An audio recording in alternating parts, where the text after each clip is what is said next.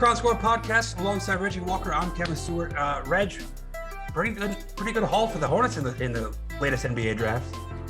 Yeah, I was with a group of people watching the draft, and as kind of the names came through, it was interesting.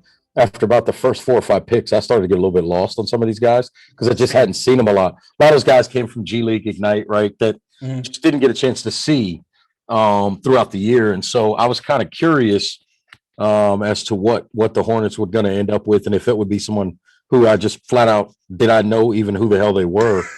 And then when Book Night came off the board, I thought I actually liked the pick. He's got some bounce. He can shoot the ball a little bit. Obviously, he battled some injuries, so I'm looking forward to seeing if he can kind of help them as a third or fourth guard. I think that was with his pick. I think it was clear for us at that point, which we already knew it was either going to be either Devontae Graham or Malik Monk that was going to be the odd person out. We knew that. But that sort of solidified that somebody was going to be gone amongst those two guys. And since then, we've subsequently seen those dominoes start to fall. Now, the interesting thing to me, Kevin, is I'm not even thinking about this year coming, but I'm thinking about this time next year. Terry Rozier. I mean, do you try to re-sign him? What kind of money does that look like? If LaMelo Ball is ready to be your lead guard, I don't think you want to go with two of those quote-unquote two guys that are essentially similar in point guards. That Rozier more of a scorer, obviously Ball more of a distributor, but similar in certain ways in terms of being ball dominant guys. You don't know how the other one can play off of each other for the long term, and you don't want to get in a situation like Portland where you have really 2 point guards in Lillard and McCollum, and you can't figure out what to do. Well, I think Terry had a big jump in his game when he switched to the 2 position. I mean, he was brought here to replace Kemba Walker as a point guard. His first year, I thought it was a little bit rocky. But when he settled into that 2 position, going back between Devontae and LaMelo running the point, I think there was really there was a lot of improvement in his game. But he is going into a contract year. I mean, he's making just about $18 million according to Hoops Hype. But, he may not be back next year, but that's getting ahead of us. But does that do you think it puts any more pressure on him, knowing that they potentially drafted their 2 guard of the future in Book Night? Because he said in the press conference that him and LaMelo are going to be a show, and I'm looking forward to that. What the potential of those 2 can be. But do you think maybe Terry feels a little more added pressure? I mean, he's already going to a contract year. Trying to make a big raise go next year, because as we know, the money in the NBA is just insane. It is. He shouldn't be concerned, because I think he should know that, just his experience and what he's already done in his career gives him a leg up. Now, whether or not he can keep that distance, right, we have to figure that out down the line. But I think right now, if I'm Terry, I feel comfortable in my role and in my ability and everything that Coach Borrego and this front office staff knows about the game that I bring to this team, and how much I help this basketball team, the first year I got here without Kemba Walker in town. Yeah, I don't think he has to worry about his job too much, because, he's obviously going to be, the starter on this team. But I think he's, comparing last year's situation with Devontae starting, he wasn't a bona fide point guard, solidified like one of the top tier point guards in the NBA. He really nice improvement from his first year, but LaMelo took that job over pretty easily. But I don't know if Book Night will take over the starting job, down the road. But because Terry's game is so solid and improved, I don't anticipate that. I mean, obviously it's early; they haven't even hit the court yet, but I don't anticipate him losing the starting job. I agree. At least in the first few months. I agree. And if they feel comfortable enough to let Terry walk after this upcoming season because of Book Night's development, that's a good thing, because in addition to obviously at that point, Terry's money coming off the books, right? You're only down to just the final year of Batum's $9 million on the books. So, and you've got 2 guards at that point, right? If you're talking about LaMelo and book night, now you're at 2 guards on rookie deals. So you've got a lot of wiggle room in the salary cap. Mhm. Obviously, the only guy at that time that'll be making crazy big money if this all comes out like this will be Gordon Hayward. So that gives you a little bit of cap flexibility to push forward.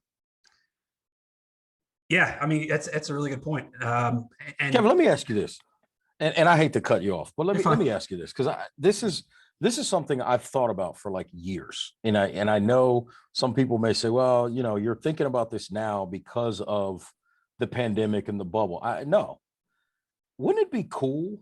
And I think you and I talked about this when we worked together in Connecticut umpteen years ago, right? A long time Wouldn't ago. wouldn't it be cool in the NBA if the draft was after free agency? Can you That's how it imagine? is in the NFL. Right. Can you imagine some of the trades that they would be pulling off to get certain guys during the draft? Can you imagine who might fly up the board based on who's the number one pick and who they've gotten in free agency, right? If all of a sudden free agency goes through, and I'm just going to make up a situation, right? And you're a lottery team, and all of a sudden you just picked up, Russell Westbrook and insert whatever shooter Right. here, I got you. and you're like, there's a big man at the top of the draft. Go get the big man, right? I like that idea a lot. I think it would be interesting. Yeah, I think it would be interesting too, because the NFL, you're exactly right. The NFL is the big four. That's really the only sport that does it like that. The NHL has their draft before free agency, but the NHL draft is a little different. The guys spend their time in Same college, with MLB, overseas college, but MLB is in season, which is so weird to me. Yeah. But that's for another discussion. But I think that's a good point. And I kind of wish, thinking about that off the cuff, I think they should switch to that. That'd be pretty interesting. Yeah, because I think part of the problem too is sometimes you get guys like the number one overall pick is usually going to a really bad team, right? And so you look at that person and everybody goes, well, I just hope they develop because everything is on them. Can you imagine if the number one pick was going to a team that had, 2 really good players? Now, granted, there's other semantics to that, right? But just think about it. If some of these draft picks, like a guy like Corey Kispert, great example, right? He's known as a shooter. We know he's a shooter, not the most athletic guy. Well, if all of a sudden free agency's done and you've got Westbrook and LeBron James and Anthony Davis, Kispert's a great draft pick for you to stand in the corner, catch the ball, and shoot. Mm-hmm. Right? It changes the dynamic because you can go get a guy and just ask him to come in and be what he is and not stare at the draft and go, well, I'm going to draft this guy right now. And if he gets a jump shot, learns how to dribble, learns how to chew and walk at the same time, figures out how to drink water, and doesn't get arrested in 3 years, he'll be a superstar. What? Yeah, it's more of a sure thing if you know what you have already, and you see a prospect in the draft that you think can complement your star players or your role players nicely. I like that idea. So here we go, solving the world's problems right here on Comp Score. Gotta love it. Mitch Kupchak has really hit, excuse me, on a lot of draft picks recently. Miles Bridges, PJ Washington. We spoke about this last week with Richie Randall. So book night looks like he could hopefully be the guy that next falls in line with that strong run of young talent. And another guy, because Mitch wasn't done in the first round. He traded up with the New York Knicks, a conditional first round pick, and got Kai Jones. He was the second big man he required on draft night, because right before the draft, he got Mason Plumlee, which was a weird trade, trading the 57th overall, and you get a center and you moved up 20 spots. It was a salary dump on Detroit's part. Yeah, but it's an affordable contract. Yes. $8 million for the next 2 years off the bench. But this kid, Kai Jones, listen, I didn't watch a lot of college basketball last year, so I'm not going to try to be like Mike Francesa and give you the full analysis on 30 seconds of highlights. But this kid, he's 6'11". He's got some athleticism. He can play above the rim. It looks like he could shoot. I saw some high school video of the kid dunking. He looks like he could be a pretty big, dynamic force underneath for Charlotte, which they have lacked for years. Yeah, there's a couple of things I really, really like about Kai Jones. Number one is he played more than 50 games in college. Mm-hmm. Now, you don't love. You're a big advocate on that. Yes, and now don't get me wrong. It's not like he started a bunch of those games. He only started like 15 games or something like that, I think, in his 2 years of college. But he played in more than 50 games, so you like that. And then the other thing is, I read somewhere recently that Shaka Smart, his coach at Texas, said he was the hardest working guy he had. And so to me, if you work hard and you've got some experience in the college game, I think that can bode well for you in the NBA. And so I think what playing 50 games or more in college basketball tells me is you have a better sense of what you can do versus what you can't do. And so you can stay within yourself and bring that to the floor every night and be a more efficient basketball player. We are taping this on Monday. On Tuesday morning, this gets released at 9 a.m. And so the free agency position market opens Monday night. And as we know, Malik Monk is gone. Devontae Graham is a restricted free agent. Do you think someone might offer sheet Devontae? And if so, what do you think the Hornets could do to match? Because they don't really have too much cap space. Well, and I think that's where the issue comes in. I do think it's smart for them to give him to get to where he's a restricted free agent so they can get something right down the line in return. I think it's a conditional pick if you lose somebody as a restricted free agent on an offer sheet situation. I think someone's going to offer Devontae Graham north of $12 million. And I think it's going to be, and I think it's a twofold thing, right? And number one, they feel like he's maybe that good. Number two, I should say a threefold thing. Number two, the market in the NBA, you talked about it earlier. The money's insane right now. It doesn't matter what your skill level is. You're going to get $10+ million. Seems right. like no matter what.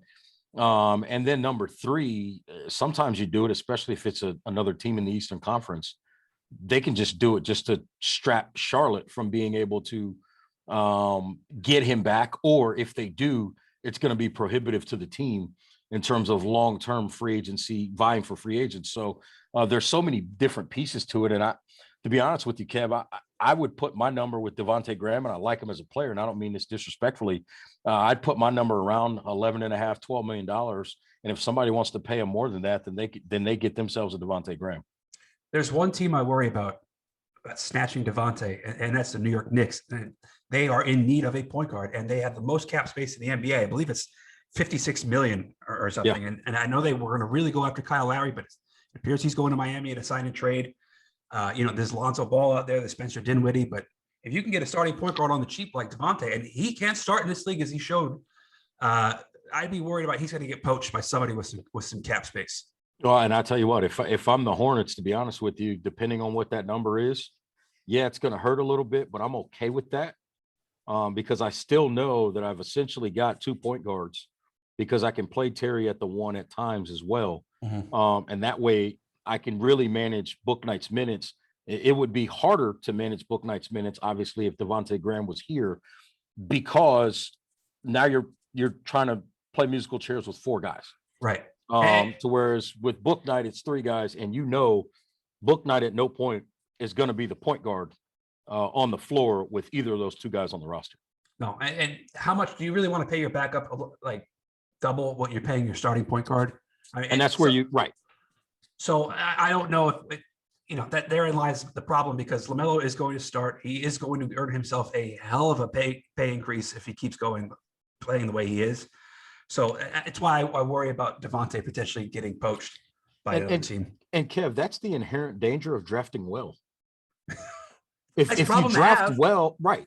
If you draft well, the young guy, whatever position, right? If the young guy is playing well enough to be a starter and he's still on his rookie deal, and we already talked about how the money works in this league, he's so much cheaper than the vet that he's getting ready to start over that I don't want to say you're forced to, but you're certainly inclined to think about moving that veteran along to get some of that relief financially to add some different players. Yeah, and it's drafting well, and it's capitalizing on mistakes like Golden State passing on LaMelo. And just to add to that, just throw this one thing in there to the point I just made. Remember, the Lakers traded 5 guys to get Russell Westbrook. I'm gonna leave you with that. Yeah, you're right. And a big haul they get Russell Westbrook, but they want the. I'm not saying he's a bad player. No. I'm saying when these contracts get that big, I mean, you know this very well. It's like when Carmelo got traded to the Knicks. From they had to Denver. Unload the whole team. They unloaded 6 or 7 guys just to match that money because all those guys were on rookie deals. Yeah, and I saw a rumor that he might be going back to New York, how about that? Which would be very interesting. Let's transition to Carolina Panthers here. We're a week into training camp. No significant injuries yet. I guess it's the best thing you can hope for after a week of training camp. But Terrace Marshall Jr. has seemed to open a lot of eyes so far, just from his body and how he's built. I heard somewhere that he's listed as 6'2", but he says he's 6'4". Steve Smith said in the live broadcast of training camp on Saturday night that he's going to steal someone's job. I mean, this kid looks like he can really be a problem and give the Panthers that big possession receiver that they haven't really had over the last few years. Well, and I tell you what's interesting about that, and I'm not suggesting this is going to happen, but remember, this is a team that just brought in David Moore. This is a team that has Robbie Anderson the last year of his deal. This is a team that's going to have to extend and pay DJ Moore potentially here in very soon.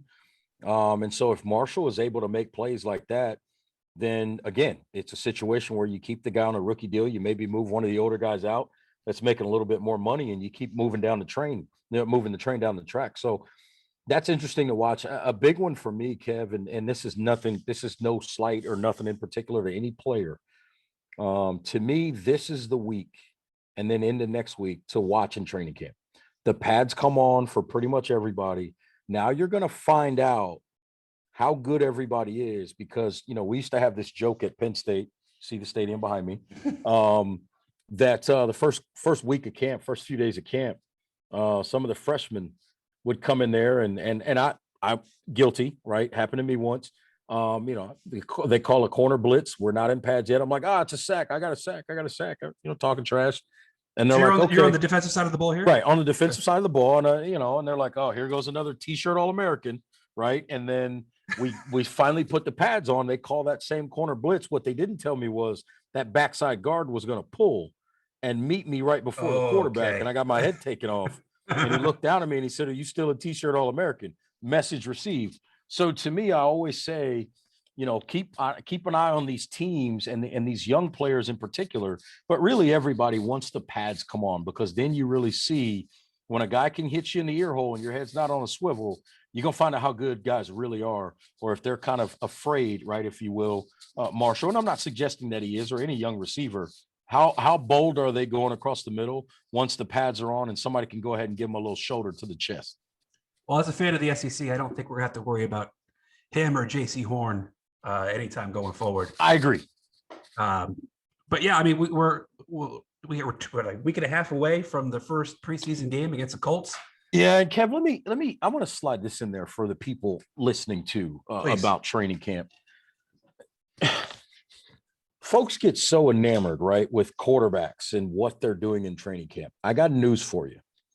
If your quarterback is going 17 for 18 every day in practice, one of two things is happening. Either the defense is servicing the offense, meaning the offense knows what the coverage is and everything, or B, your defense flat out stinks. Okay. So at the end of the day, if your quarterback goes 12 of 18 and throws a pick, it's okay. That means your defense is making some plays, your offense is making some plays, and your quarterback maybe missed one or two, or a receiver may have, dropped one or two, or that, whatever the case may be. But if you're out there complaining, if you're saying that your quarterback, is, you're super hyped because he hasn't thrown an interception all training camp, I'd be concerned about my defense. And if my defense has 7, 8, 10 interceptions in one day of training camp, I'd be concerned about my quarterback. So don't get too high, don't get too low. If the numbers are kind of bearing themselves out and there's a pick or two here or there, then that means, when you get, because remember, part of it is servicing, right? You're giving the offense a look, or you're giving the defense a look to work on something. And then at times you're going true 11 on 11, good on good, ones versus ones, twos versus twos, whatever the case may be. And you're calling whatever you want on offense, and they're calling whatever they want on defense. And you're seeing if guys can make adjustments. That's the period you want to watch. And in that period, if it comes out to be somewhat even, then everybody's okay. Yeah, I wouldn't worry too much about anything right now, unless someone got there was a significant injury. I wouldn't worry about it too much. I know some people do because we have access to all that information that comes in on social media now, and we have that real time. Everybody's live tweeting practices, and I wouldn't worry about or get too concerned about my team until about maybe week 4 of the NFL season. That's when you really start to see where your team is at and where they're going. Maybe week 3, but usually week 4, you kind of know what you're going to get. Well, once you get through 4 weeks, now everybody in the league, they got enough film to figure out what you can do. Right. And so I'm with you. 4 weeks is key. The Carolina Hurricanes, I don't know what they're doing. They've had a complete goalie change. They brought in Freddie Anderson from Toronto and Nancy Ron as their backup from Arizona. All 3 goalies from last year are out. They're picking up every former New York Ranger on the market, Derek Stepan and Brendan Smith, and now they've brought in Tony DeAngelo, and it's been a real controversial addition to the roster. He's not a good guy. He got released by the Rangers this offseason, really. He sent him down to the AHL following an altercation that he admitted to in their Zoom call with the Carolina media. He's had an extensive history of being a problem. I mean, going back to his junior days, he's a distraction more than he is anything of some sort of he's a distraction more than he is a benefit to your roster. And now with Dougie Hamilton out, going to New Jersey for a big pay raise, which we talked about a few months ago in this podcast, about what they were going to do with him. They didn't trade his rights. So I don't know what Don Waddell's doing, but now the way your roster is constructed, DeAngelo is probably going to be your top power play quarterback, unless Jacob Slavin could slide in there. But it's not a good look. I mean, and I know Luke DeCock wrote an article about this is not.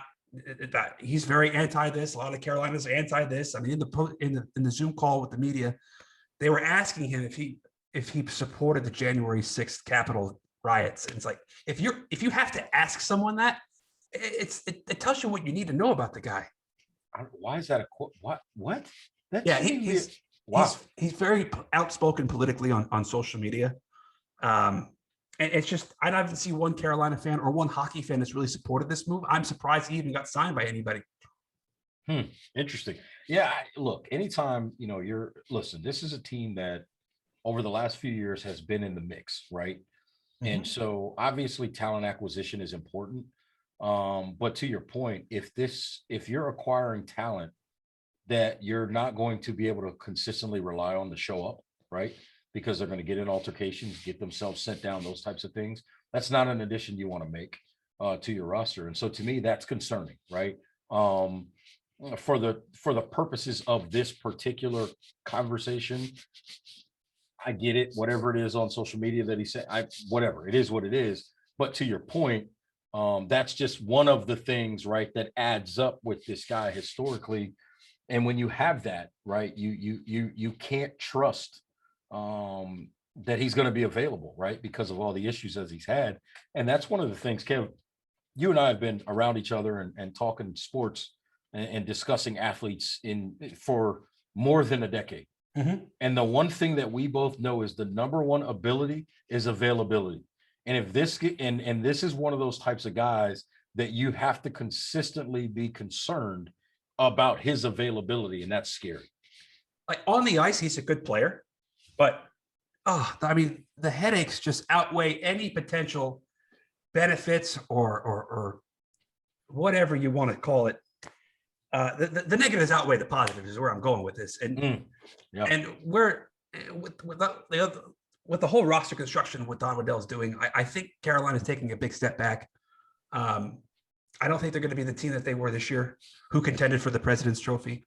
But, I don't know. I don't support the move signing Tony DeAngelo. I don't think anybody does, but he said the right things in his Zoom call. I don't know if he meant them. So, but right. I don't know. I think this is a bad move, and I think he's going to be off the roster by New Year's Day. Wow. You know what? Well, people, you heard it here first. My man K Stu doesn't mess around. He knows his hockey, he knows his pucks. I'm going to stay in hockey, which is going to surprise Kevin here. Hey, I'm staying in hockey. I'm going to go off of the Hurricanes for a minute. I'm going to go out west. Evander Kane. Whoa. Whoa. I don't know what's going on there, Kev, but all I'm going to say is this. The gentleman's wife tweeted, and I don't generally get into what spouses of athletes tweet, right? Because that's not really my business. But the NHL is now investigating whether or not he bet on his own games and potentially tried to lose them after his wife tweeted basically saying, how can the NHL allow their guys to play when they've bet on games, essentially? Apparently referring to her husband. Kev, I don't know about you. I never read estranged or ex-wife in any of this. How does this even benefit her? I don't know. I didn't hear about this, but it kind of makes sense if you think about this, because earlier this calendar year, he filed for bankruptcy. Yes. Before the last season started, which, yes, you know, an active NHL player, you're earning millions and millions of dollars. How do you, where's your money going? So if maybe he has gambling problems, I don't know. I don't know anything really about this. So I can't, this is just hypothetical. But I've never heard about, like, I've never heard a story like this in my life. And I've been watching sports for most of it. Dude, again, I look, I don't buy into the let me follow every athlete's spouse, right, on Twitter and Instagram, because it's not my business, right? Like what you do at home with your husband or wife as a professional athlete or an actor or an actress or whatever the case may be, it's not my business. But that led to an investigation by the league that employs the player. At least Pete I don't know about y'all, but I'm a little nervous for him. I mean, at least Pete Rose bet on his teams to win. Well, right, and that's the other piece, right? Whether or not he apparently tried to win a game or didn't try to win a game, if he bet on the game, nasty stuff. The NHL's got a lot to pay attention to right now. That's a wild situation. Yeah, that's wild. Where can we hear you this week, Reg? Oh, this week, a little bit quieter week. Obviously, Media Days was awesome. The last 2 weeks, the ACC kickoff 2 weeks ago. For Wednesday and Thursday, and then obviously last week, Big South Media Days as well. This week, much quieter. Obviously here, Catch Me Crown Score every week here with you. And we've got, and we're not going to name any names just in case there are some changes or some cancellations or whatever, but we are working on some really, really, really good guests for you guys over the next couple of weeks. Kev and I both have been working our phones and working our contacts. So shout out to him for that as well. And then catch me Wednesday on ESPN Radio right here in Charlotte. 7:30 the game, ESPN Charlotte. I'll be on 4:45, my usual Wednesday time slot there. And then keep an eye out. I may be popping up in other parts of the Carolinas, plural, as the season draws near. And then I'll also ramp back up with my my hits in the Pennsylvania area once the Nittany Lions get ready to take the field in that stadium right there behind me. And so it should be good. And if anybody's not aware, obviously I love Penn State, went there, played there, wasn't very good, but I enjoyed it anyway. Breaking news. So life is good. Right. I don't hide that from anybody. And yeah, so that's where I'm going to be. And for anybody that I guess I'm making an announcement right now, for anybody that wants to hear any of my commentary anywhere besides here, find me at reginaldwalkerjr.com. It's real easy. Okay. Site's up, it's active, it's live right now. It's got a little bit of everything on there. So if you're interested, head over there. I'm going to check it out for sure. Appreciate that. We've had a good run of guests. We're going to continue to bring on some more guests as we go forward. We're about to have our first show in a couple of weeks following a Panthers football game, which I'm really looking forward to because we've been doing this since February.